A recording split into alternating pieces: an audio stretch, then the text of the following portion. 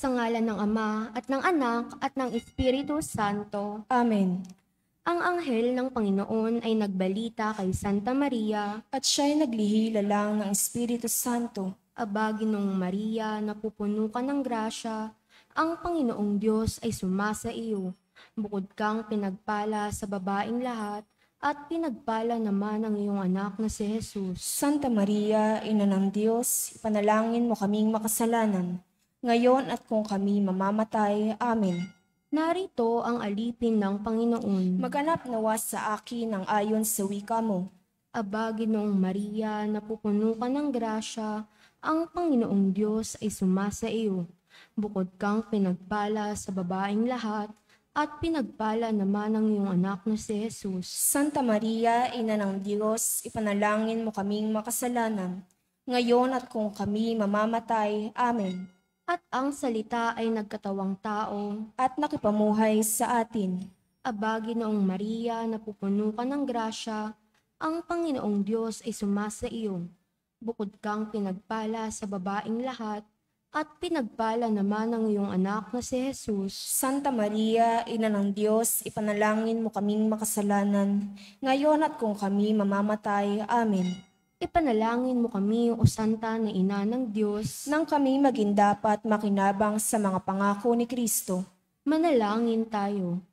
Panginoon naming Diyos, kasihan mo nawa ang aming mga kaluluwa sa iyong mahal na grasya, at yayamang dahilan sa pamamalita ng anghel ay nakilala namin ang pagkakatawang tao ni Jesucristong anak mo. Pakundangan sa mahal na pasakit at pagkamatay niya sa krus, papakinabangin mo kami ng kanyang pagkabuhay na maguli sa kadakilaan sa langit sa pamamagitan ni Jesucristong aming Panginoon. Amen. Luwalhati sa Anak, sa Ama, at sa Anak, at sa Espiritu Santo, Kapara lang sa unang-unang, ngayon, magpakailanman, magpasa walang hanggan. Amen. sa ngalan ng Ama at ng Anak at ng Espiritu Santo. Amen.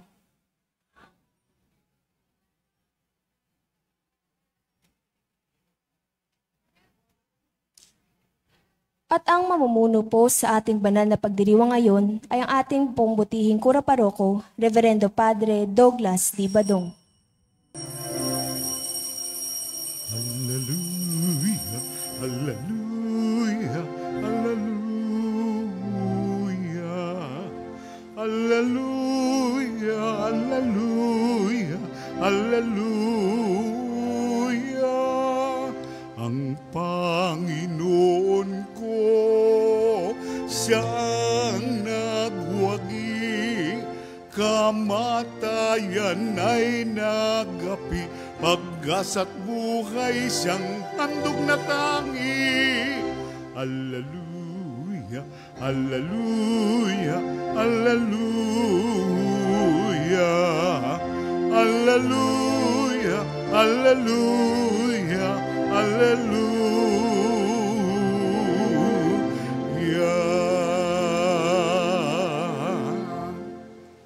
Sa ngalan ng Ama at ng Anak at ng Espiritu Santo, Amen. ang pagpapala ng ating Panginoong Hesukristo, ang pag-ibig ng Diyos Ama, at ang pagkikipagkaisa ng Espiritu Santo naway sumainyong lahat. At sumaiyo rin. Tayo po ngayon ay nasa 25 linggo sa karaniwang panahon. Mga kapatid, aminin natin ang ating mga kasalanan upang tayo'y maging marapat gumanap sa banal na pagdiriwang. Inaamin ko sa makapangyarihang Diyos at sa inyo mga kapatid na lubha akong nagkasala sa isip, sa salita at sa gawa at sa aking pagkukulang.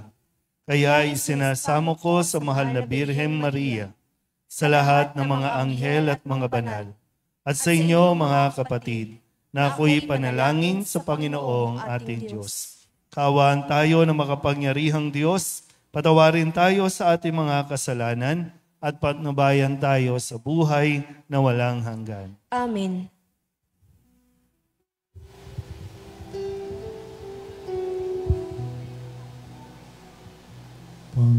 Panginoon, kawan mo kami.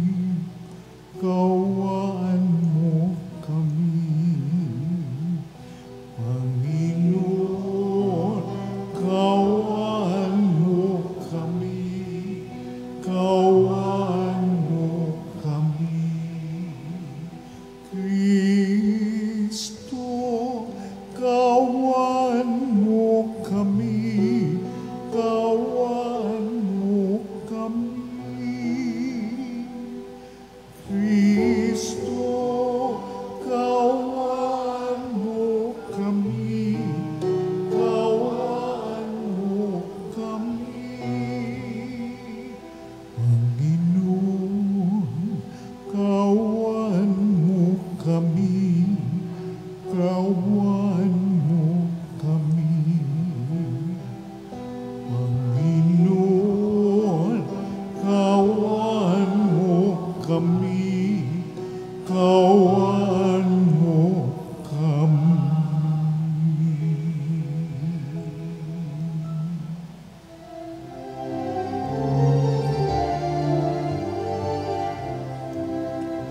Luwalhati sa Diyos sa kaitaasan, kaloob sa luwa ay kapayapaan.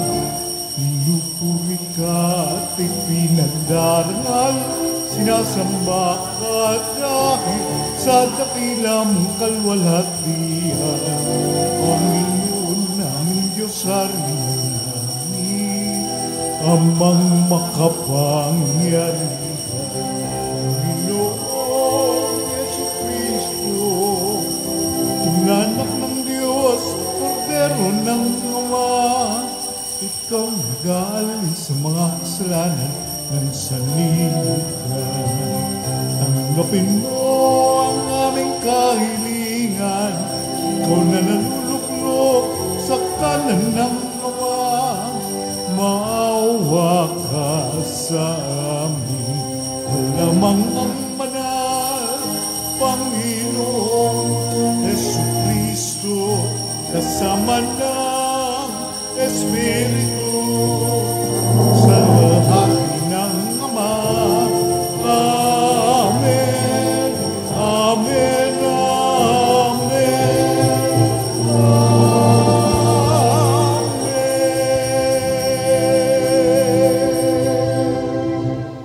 Manalangin tayo.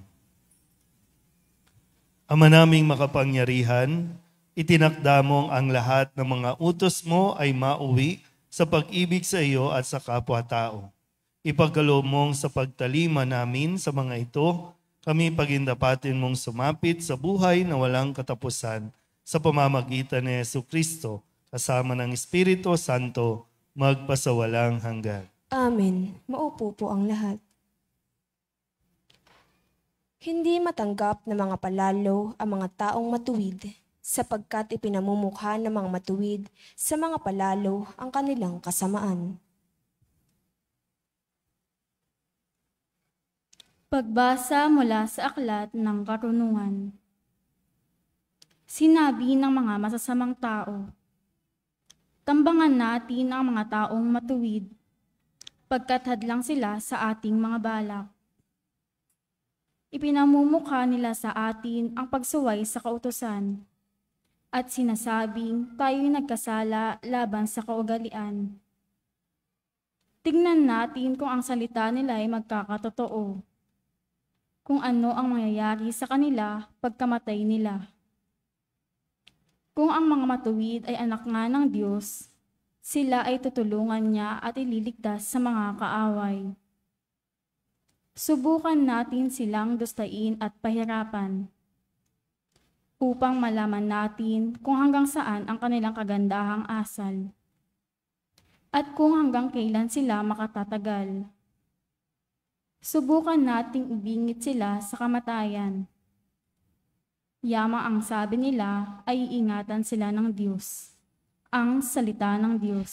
Salamat sa Diyos. Salmong tugunan na atin pong itutugon. Ang Diyos ang siyang tumutulong at sa akin nagtatanggol.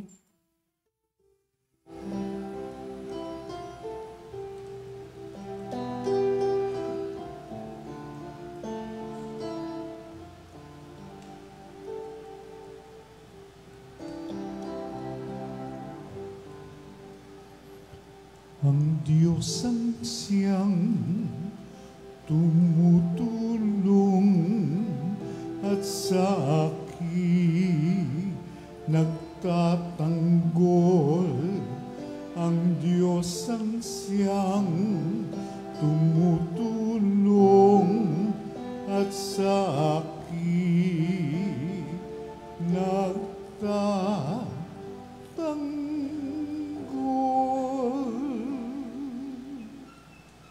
Makapangyarihang Diyos, ako ay iligtas. Ipagsanggalang mo niyong iyong lakas. Dinggin mo, O Diyos, itong iyong anak. Sa aking dalangin ngayoy binibigkas. Ang Diyos ang siyang tumutulong at sa akin nagtatanggol. Ang Diyos ang siyang tumutulong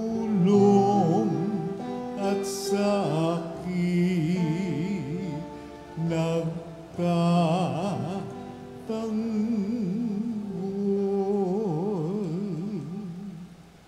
Ang nagmamataas ay laban sa akin. Hangad ng malupit ang ako'y patayin. Sila'y mga taong ang Diyos ay di pansin. Ang Diyos ang siyang tumutulong at sa akin nagtatanggol. Ang Diyos ang siyang tumutulong at sa akin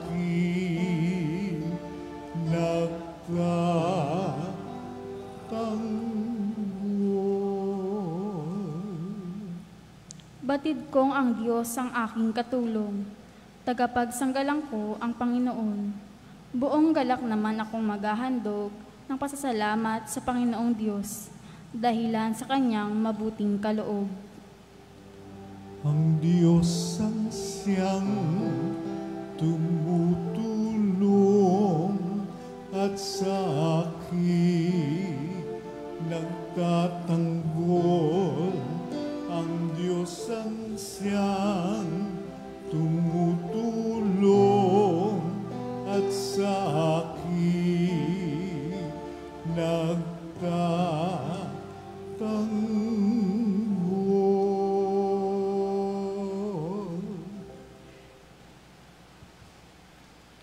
Ang pagkainggit at pagkamakasarili ay nagdudulot ng mga pag-aaway at di pagkakaunawaan. Ngunit ang sinumang sumusunod sa turo ng Panginoon sa kababaang loob ay nabubuhay sa paglilingkod at kapayapaan. Pagbasa mula sa sulat ni Apostol Santiago. Mga kapatid, saan man naghahari ang inggit at makasariling hangarin, maghahari din doon ang kaguluhan at lahat ng uri ng masamang gawa. Ngunit ang may karunungan mula sa Diyos, una sa lahat ay may malinis na pamumuhay. Siya ay maibigin sa kapayapaan, mahinahon, mapagbigay, mahabagin at masipag sa paggawa ng mabuti. Hindi nagtatangi at hindi nagkukunwari. At namumunga ng katwiran ang binhi ng kapayapaang inihahasik ng taong maibigin sa kapayapaan. Ano ang pinagmula ng inyong alitan at paglalaban-laban? Hindi ba't ang masasamang nasa na namumungad sa kalooban ng bawat isa sa inyo at pawang nagkakalaban-laban? Mayroon kayong pinakamimithi, ngunit hindi ninyo makamtan, kaya't papatay kayo kung kailangan. Mapasa inyo lamang ito. Dahil sa inyong pag-iimbot sa mga bagay na hindi inyo, kayo'y nagkakagalit at naglalaban-laban. Hindi ninyo nakakamtan ang inyong minimithi, sapagkat hindi kayo humihingi sa Diyos. At humingi man kayo, wala rin kayong natatanggap, sapagkat masama ang inyong layunin. Humihingi kayo upang gamitin sa kalayawan. Ang salita ng Diyos. Salamat sa Diyos. Tumayo po ang lahat.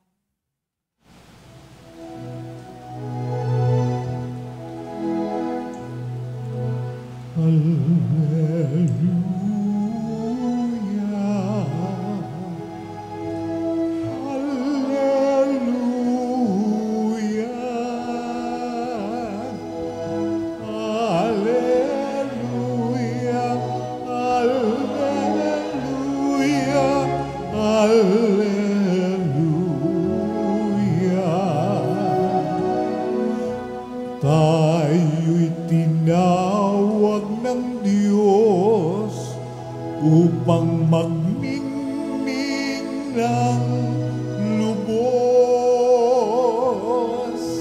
sa aral ni Kristo Jesus. Alleluia, Alleluia.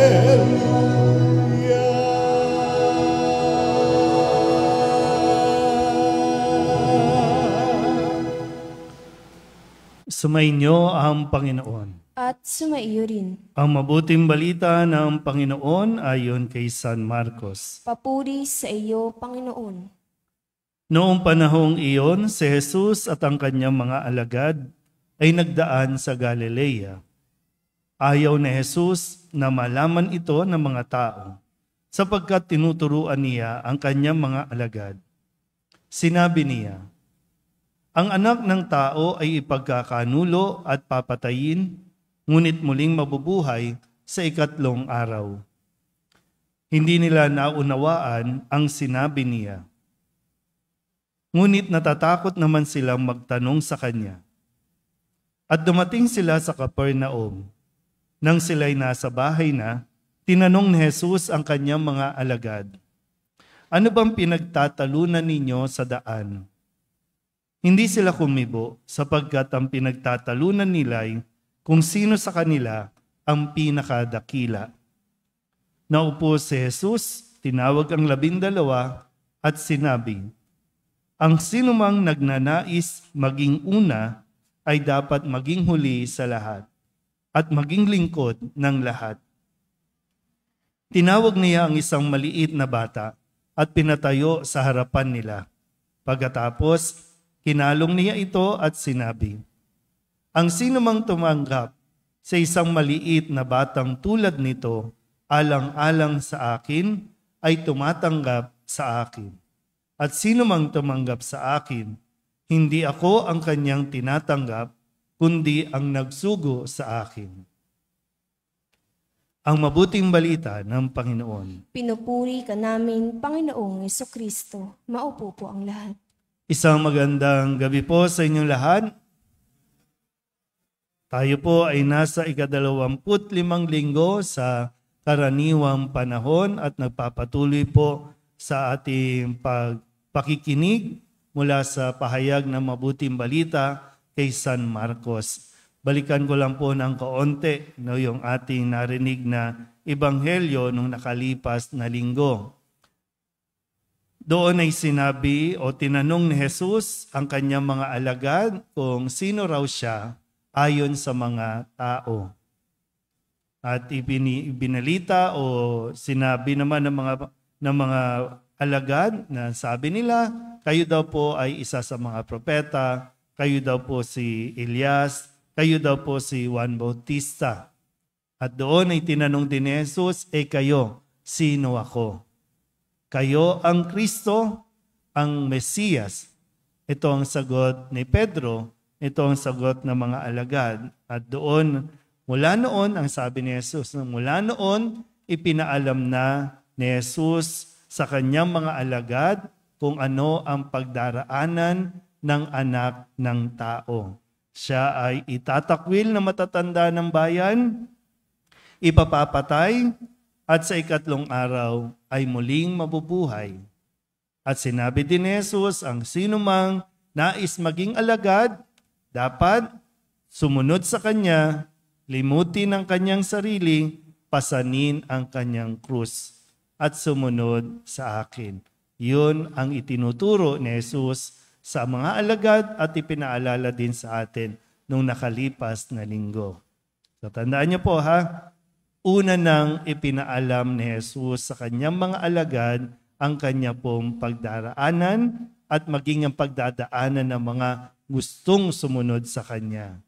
Ngayon, sa pangalawang pagkakataon, sabi po dito nang sila ay dumating doon sa kanilang paglalakbay, sinabi niya na ang anak ng tao ay ipagkakanulo at papatayin, ngunit muling mabubuhay sa ikatlong araw.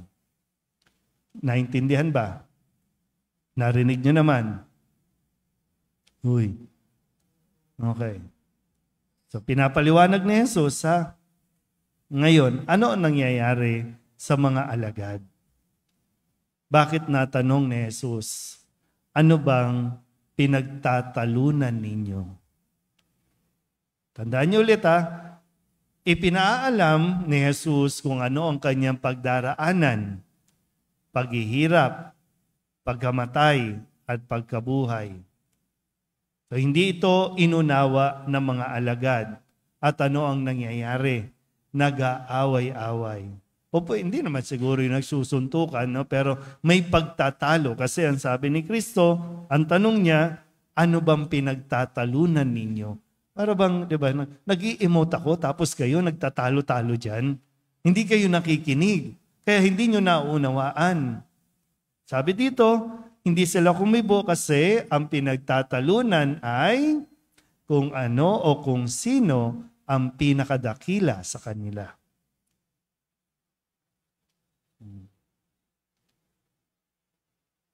Na po pwedeng magandang pagnilayan natin ngayon ang tanong ni Jesus sa atin, ano bang pinagtatalunan ninyo?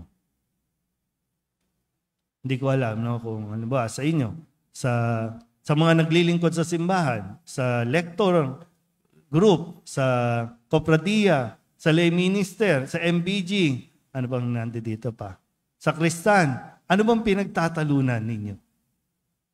Na magandang masagot kasi natin to at maamin din natin, maako natin na ito talaga yung dahilan.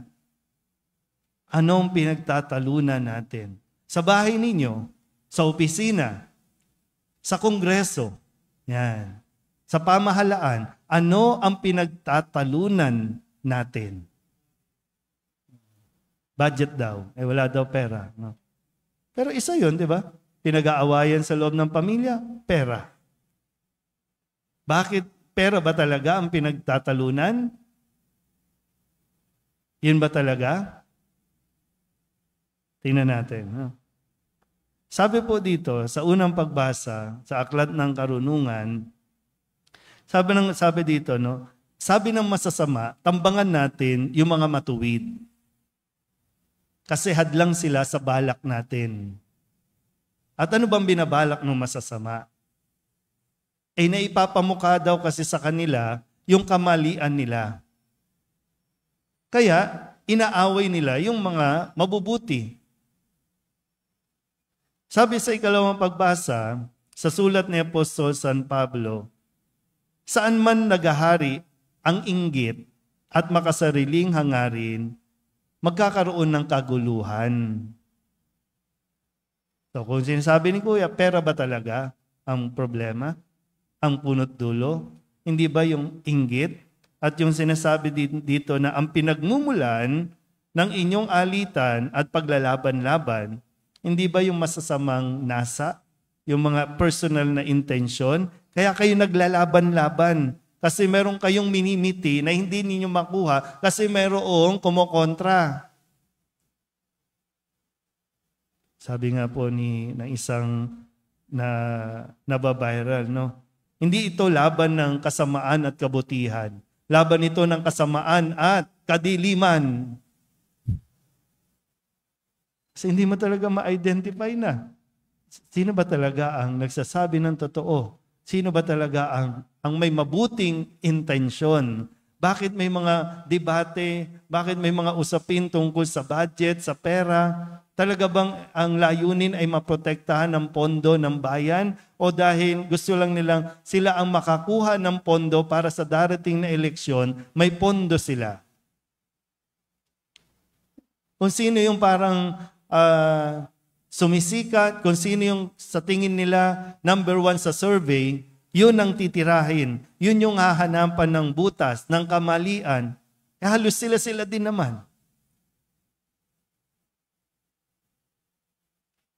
Sige, baka masyado kayong na-overwhelm. Sa loob ng bahay, bakit may alitan? Bakit kayo nag-aaway-aaway? Matatanda na, pero yung alitan ninyo, yung inggitan pa rin. Yung feeling ninyo may favoritism. Kaya tumanda na, hindi pa rin makamove on. May mga apo na yan, hindi pa rin makamove on sa mga alitan at inggitan. At yung mga magulang, tumatanda na, ngayon ang pinag-aawayan kung ano ang maiiwan at sino dapat ang makakuha ng mga iiwan. Anong pinagtatalunan natin? Sino magiging pinakamayaman? Sino magiging pinakamagaling, pinakamaganda? Na di bali nang may masagasaan, di bali nang may masaktan, di bali nang may maagrabyado, basta kung ano yung gusto ko, yun ang makukuha ko dapat.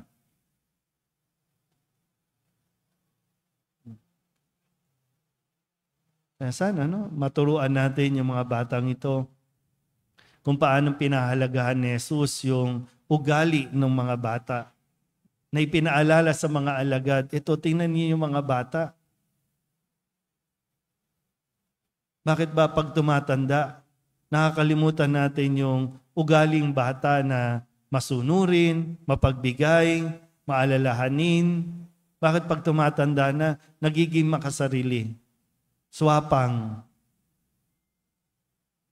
Kaya tingnan nyo, tumatanda tayo, hindi tayo nagiging masaya. At lalo, tingnan mo, sa kagustuhan mo na umangat sa lahat, ikaw ang nagmumukhang tanga. Sa kagustuhan mong maging pinakadakila, pinakamagaling, ikaw tong hindi makuha-kuhang maging masaya. Ito yung itinuturo sa atin ni Jesus na nawa, mapagnilayan natin at nang sa ganun, matutunan din nating i-let go na. Tama na. Tapusin na natin, putulin na natin yung cycle ng galit, papasa mo yung galit, maiinggit, mauuwi sa away.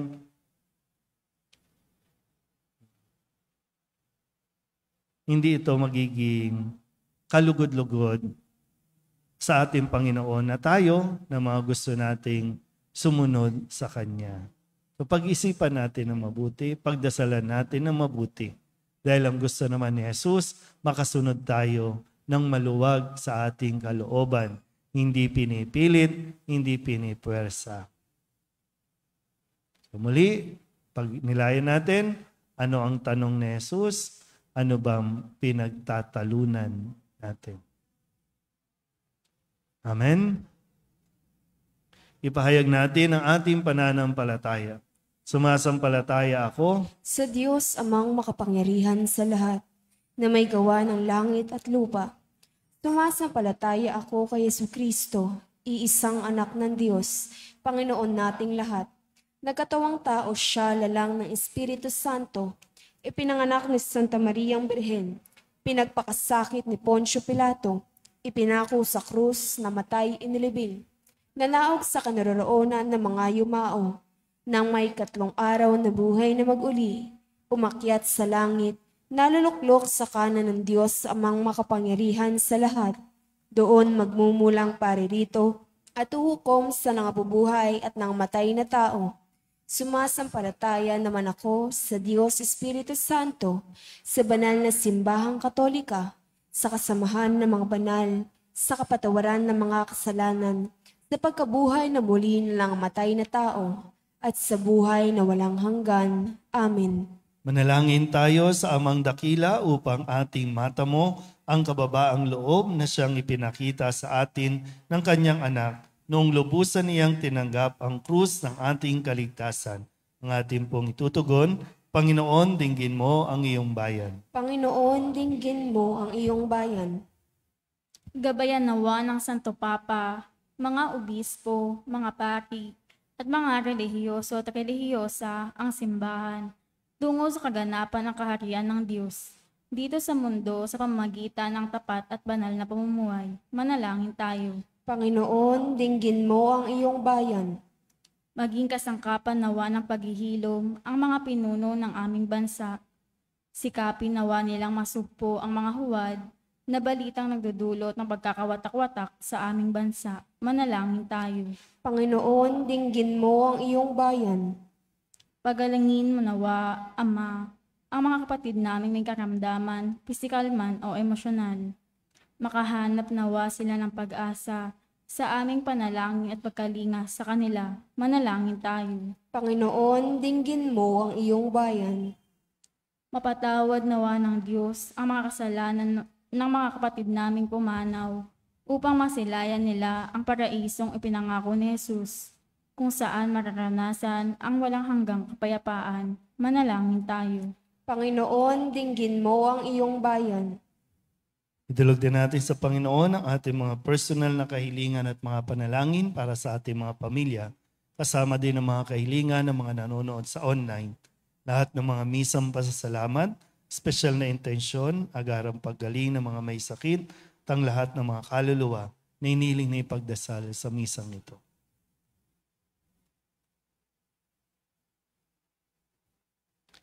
Ang lahat ng ito iniling namin sa ngalan ni Kristo, aming Panginoon. Amen. Maupo po ang lahat.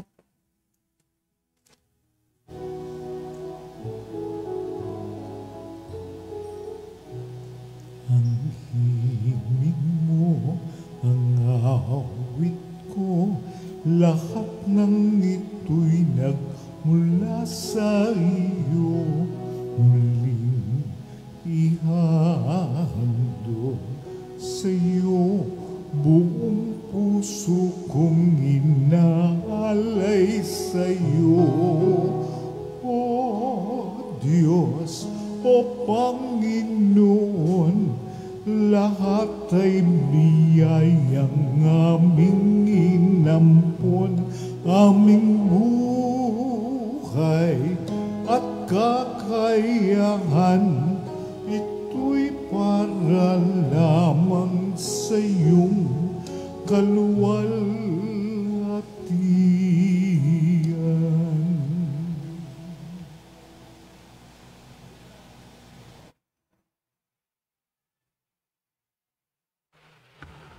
Manalangin kayo mga kapatid upang paghahain natin ay kalugdan ng Diyos amang makapangyarihan. Tanggapin nawa ng Panginoon itong paghahain sa iyong mga kamay, sa kapurihan niya at karangalan sa ating kapakinabangan at sa buong sambayanan niyang banal.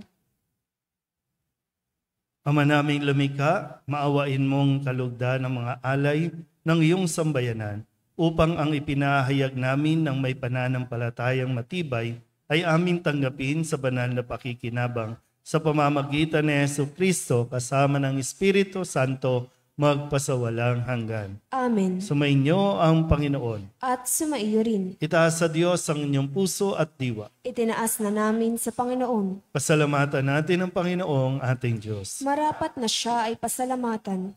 Ama naming makapangyarihan, tunay ngang marapat na ikaw ay aming pasalamatan sa pamamagitan ni Jesucristo na aming Panginoon. Lubang nabagbag ang kanyang loob sa pagkakamali ng tao sa sansinukob. Kaya't minabuti niyang siya'y ipanganak ng birhen bukod mong pinapala sa babaeng lahat. Sa labi ng imbing kamatayan, kami ay inagaw ng namatay mong anak. Sa pagkabuhay niya, kami kanyang binuhay upang kaugnayan namin sa iyo'y huwag magwakas.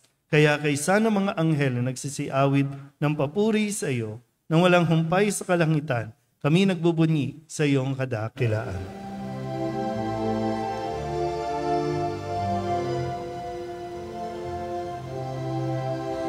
Santo, Santo, Santo, Panginoong Diyos makapangyarihan, napupuno ang langit at lupa ng kaluwalhatian mo.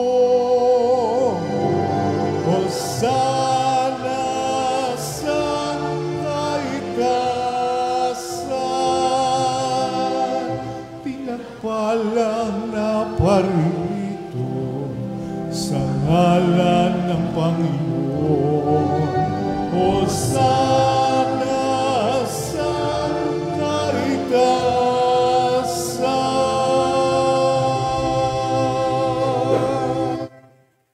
Ama naming banal, ikaw ang bukal ng tanang kabanalan. Kaya't sa pamamagitan ng iyong Espiritu, Gawin mong banal ang kaloob na ito upang para sa aming magiging katawan at dugo ng aming Panginoong Heso Kristo. Bago niya pinagtiis ang kusang loob na maging handog, inawakan niya ang tinapay, pinasalamatan kaniya, pinaghati-hati niya iyon, iniabot sa kanyang mga alagad at sinabi, "Tanggapin ninyong lahat ito at kanin, ito ang aking katawan na ihahandog para sa inyo."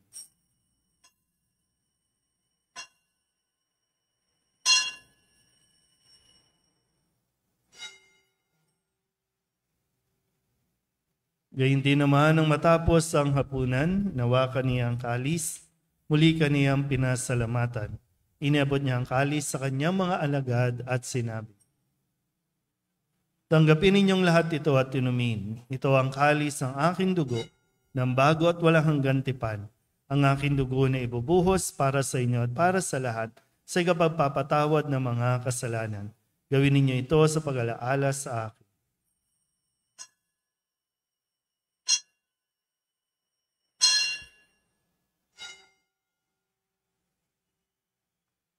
Ipagbunyi natin ang misteryo ng pananampalataya. Sa krus mo at pagkabuhay, kami natubos mong tunay. Poong Jesus, naming mahal, iligtas mo kami tanan. Poong Jesus, naming mahal, ngayon at magpakailanman. Ama, ginagawa namin ngayon ang pag-alaala sa pagkamatay at muling pagkabuhay ng iyong anak. Kaya tiniaalay namin sa iyo ang tinapay na nagbibigay buhay at ang kalis na nagkakaloob ng kaligtasan. Kami nagpapasalamat dahil kami iyong minarapat na tumayo sa harap mo para maglingkod sa iyo. Isinasamo namin kami magsasalo-salo sa katawan at dugo ni Kristo ay mabuklod sa pagkakaisa sa pamamagitan ng Espiritu Santo. Ama, halingapin mo ang iyong simbahang laganap sa buong daigdig. Puspusin mo kami sa pag-ibig kay San Francisco na aming Papa at ni Jose na aming Obispo at ng Tanang Kaparian. Alalahanin mo rin ang mga kapatid naming nahimlay na may pag-asang sila'y muling mabubuhay, gayon din ang lahat ng mga pumanaw. Kawaan mo sila at patuloyin sa iyong kaliwanagan. Kawaan mo at paginapating kaming lahat na makasalo sa iyong buhay na walang wakas. Kaysa ng mahal na Birhen Maria na ina ng Diyos, ng kabiyak ng puso niyang si San Jose. Kaysa ng mga apostol at ng lahat ng mga banal na namuhay dito sa daigdig ng kalugod-lugod sa iyo, may pagdiwang nawa namin ang papupuri sa ikararangal mo sa pamamagitan ng iyong anak na aming Panginoong Heso Kristo. Sa pamamagitan ni Kristo, kasama niya at sa Kanya, ang lahat ng parangal at papuri ay sa iyo, Diyos Amang makapangyarihan, kasama ng Espiritu Santo, magpasawalang hanggan. Amen. Amen. Amen. Amen. Sa tagubilin naman ang kagagaling ng utos at turo ni Jesus sa Panginoon natin at Diyos, ipahayag natin ang lakas loob.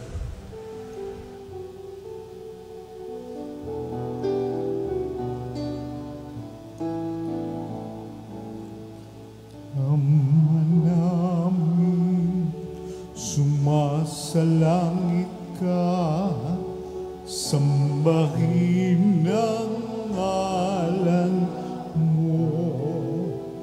Mapasa amin ang kaharian mo, sundin ang loob mo. Dito sa lupa para ng sa langit, bigyan mo po kami ngayon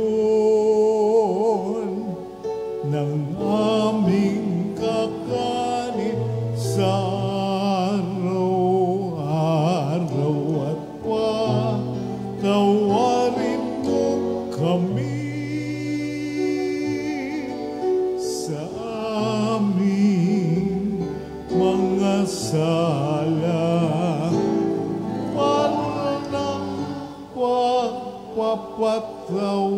namin sa nagkakasala sa amin, at huwag mo kaming ipahintulot sa tukso,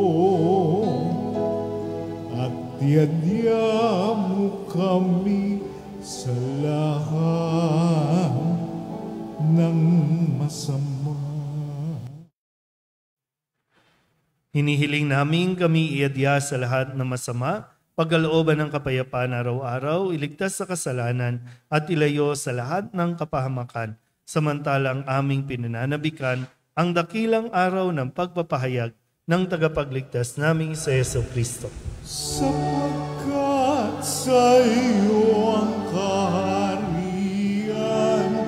kapangyarihan at kapurihan, ngayon at magpakailanman, ngayon at magpakailanman. Panginoong Jesucristo, sinabi mo sa iyo mga apostol, kapayapaan ang iniiwan ko sa inyo, aking kapayapaan ang binibigay ko sa inyo. Tunghayan mo ang aming pananampalataya at huwag ang aming mga pagkakasala. Pagkalooban mo kami ng kapayapaan at pagkakaisa ayon sa iyong kalooban kasama ng Espiritu Santo magpasawalang hanggan. Amen. Ang kapayapaan ng Panginoon ay laging sumainyo. At sumaiyo rin. Magbigayan po tayo ng kapayapaan sa isa't isa.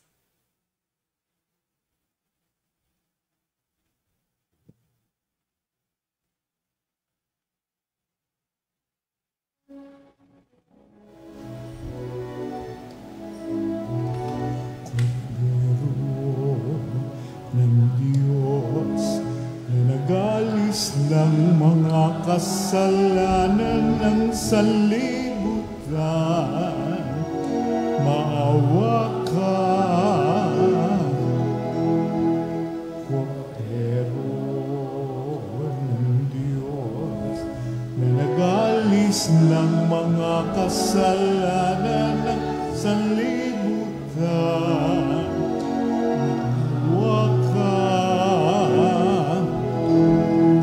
Kordero ng Diyos na nagalis ng mga kasalanan, ipagkaloob mo sa amin ang kapayapaan.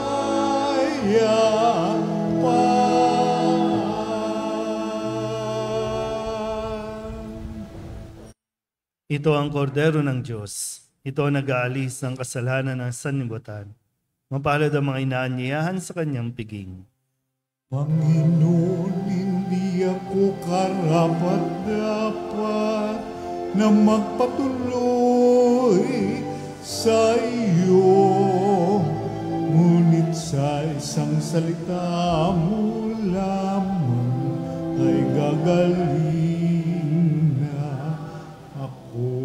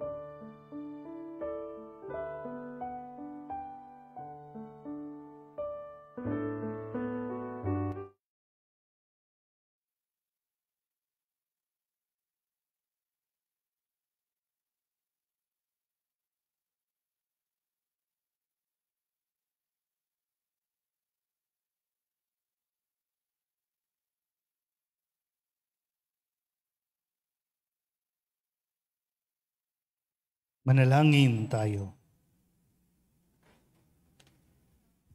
Ama naming mapagmahal, kaming pinapagsalo mo sa banal na pakikinabang, ay patuloy mong kaawaan at tulungan upang ang aming tinanggap ay siya nawang umiral sa pamumuhay namin sa araw-araw, bunga ng iyong pagtubos na aming ipinagdiriwang sa pamamagitan ni Jesucristo kasama ng Espiritu Santo magpasawalang hanggan. Amen.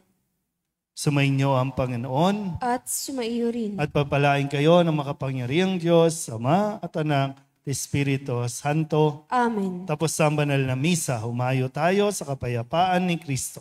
Salamat sa Diyos. Magandang gabi po. Good evening, Father.